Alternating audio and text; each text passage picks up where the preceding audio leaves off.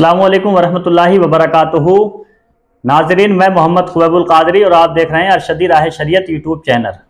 आज आपकी खिदमत में एक बहुत ही अहम वली के बारे में, बहुत ही अहम शख्सियत के बारे में एक तहकीक लेकर के आया हूँ। वो ये कि सरमद शहीद, आप लोग जानते होंगे, दिल्ली में जिनका मज़ार है, जामा मस्जिद के पास में जिनका मज़ार है, उनके बारे में बाज़ लोग कहते हैं कि ये मुर्तद थे, काफिर थे, मुसलमान नहीं थे। और बाज़ लोग कहते हैं कि ये सूफी थे, अल्लाह के वली हैं। तो जो लोग कहते हैं जब ये अल्लाह के वली हैं, सूफी हैं, तो इनको कत्ल क्यों कराया बादशाह ने? वो भी बादशाह कौन, जो वक्त का वली है, वक्त का मुजद्दिद है। तो इसी पे आज कुछ बातें आपकी खिदमत में पेश करते हैं। तवज्जो के साथ सुने, वीडियो बहुत अहम होगा इंशाअल्लाह। सरमद शहीद ये कौन है, कहाँ के रहने वाले हैं? मैं आपकी खिदमत में इनके मुताल्लिक कुछ मालूमात देख करके पेश कर रहा हूँ जो मैंने जमा की है, और आपकी समझ में आ जाएगा कि ये कौन थे, क्या थे। सरमद की पैदाइश 1590 में आर्मीनिया के शहर कोहिस्तान में हुई। वो ईरान के किसी खानदान से थे, यानी सरमद शहीद जो है वो ईरान के किसी खानदान के थे। उनका वतन काशान। बाद मौर्रखीन ने सरमद को ईसाई और बाज़ ने यहूदी लिखा है, लेकिन बाद में उन्होंने इस्लाम कबूल किया। और बहुत से लोग कहते हैं कि ये सरमद इसराइली ज़ुबान के आलिम भी थे। शाहजहां बादशाह के दौरे हुकूमत में हिंदुस्तान में तशरीफ़ लाए और दिल्ली की जामा मस्जिद की सीढ़ी के पास ही आप रहने लगे, वही अपना मस्कन बना दिया।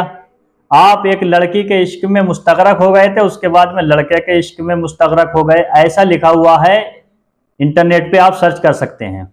तो कहने का मकसद यह है कि आप दिल्ली में आए और दिल्ली में आने के बाद जामा मस्जिद की मशरिकी सीढ़ियों पे वहीं रहने लगे, और आपकी ये कैफियत हो गई कि जो शाहजहां बादशाह का बेटा था दारा शिकू, वो आपसे बहुत मोहब्बत करने लगा, आपके पास अक्सर आकर के बैठता था।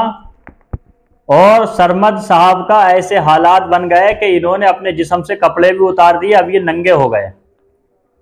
और ये मेराज जिस्मानी का इनकार किया करते थे, और अल्लाह ताला के बारे में कलमा कितना पढ़ते थे, ला इलाहा, मतलब ये है कोई भी खुदा नहीं, इतना पढ़ते थे।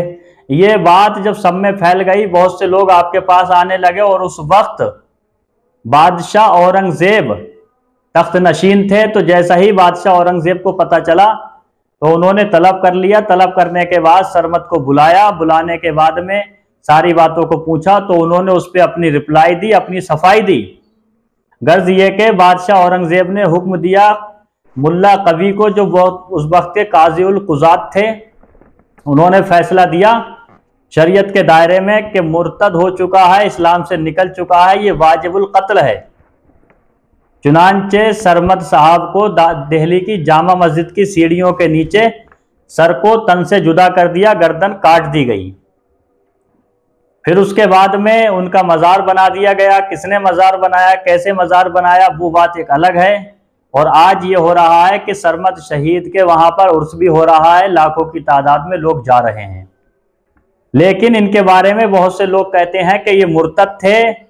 मुर्तद इसलिए कि इन्होंने कलमा भी पूरा नहीं पढ़ा, अल्लाह की वहदानियत का इनकार किया है, और मेराज जिस्मानी का इनकार किया। मेराज जिस्मानी के मुनकिर बद्दीन होता है, और अल्लाह ताला की शान में तौहीन करने वाला काफिर हो जाता है, मुर्तद हो जाता है। और रही बात नंगा रहने की, तो सतर छुपाना फर्ज है। तो इसके जवाब में जो इनके मादेहीन हैं वो ये फरमाते हैं, कहते हैं कि सरमद हालत जज्ब तारी था, मजजूब थे, और उनके ऊपर शरीयत के अहकाम लागू नहीं होते हैं, नाफिज नहीं होते हैं। इस वजह से कपड़े वाला मसला ही ख़त्म हो गया। तो जब ये मजजूब थे तो वक्त के बादशाह जो अल्लाह के वली थे, बहुत बड़े आलिम दीन थे, हजरत औरंगजेब, तो उन्होंने इनको कत्ल क्यों कराया, वो नहीं समझ पाए इनको। तो इसके जवाब में बहुत से लोग कहते हैं कि वो शरीयत के हिसाब से उन्होंने हुक्म लागू किया था, और ये सूफियों का तरीका था, वल्लाहु आलम। लेकिन कुल मिला के रिजल्ट ये निकला कि जो लोग आपको मुर्तद कहते हैं वो लोगों की बात नहीं मानी जाएगी, क्योंकि सरमद को अल्लाह के वली हैं, वहां पे लोगों का आना जाना ये बता रहा है कि अल्लाह के वली का ही मज़ार है, क्योंकि कोई भी किसी मुर्तद बद्दीन के मज़ार पे इतनी पब्लिक नहीं आती है, उर्स नहीं होते हैं। आला हजरत फाजिल बरेलवी से पूछा गया सरमद के बारे में कि आपका क्या ख्याल है कि सरमद कौन थे, और सरमद को क्या माना जाए, तो आला हजरत फाजले बरेलवी ने जो जवाब दिया है वही जवाब हमारे और आपके लिए काफ़ी है। आला हजरत फाजले बरेलवी ने फरमाया,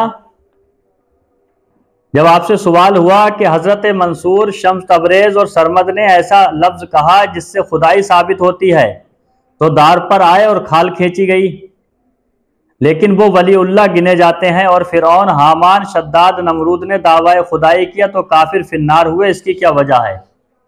सवाल आपने सुन लिया। आला हजरत फाजले बरेलवी फरमाते हैं, हवाला आप नोट करें, फतवा रज़विया जिल्द नंबर 14 सफ़ा नंबर 683, मकतबतुल मदीना दावत इस्लामी।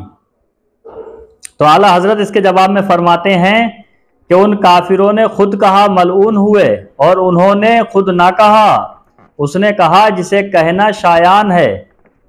आवाज़ उनमें से मसमू हुई जैसे मूसा अलैहिस्सलातु वस्सलाम ने दरख्त से सुना, इन्नी अनल्लाहु रब्बुल आलमीन, मैं ही हूँ अल्लाह सारे जहान का। क्या दरख्त ने कहा था? हाशा, बल्कि अल्लाह ने। यूं ही ये हजरात उस वक्त शजर मूसा होते हैं।